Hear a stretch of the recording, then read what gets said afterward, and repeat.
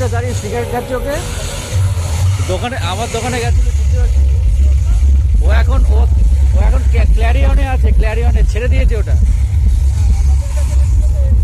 হ্যাঁ, ও এমপ্রো ছেড়ে দিয়েছে, এখন এমপ্রো থেকে ছেড়ে দিয়েছে।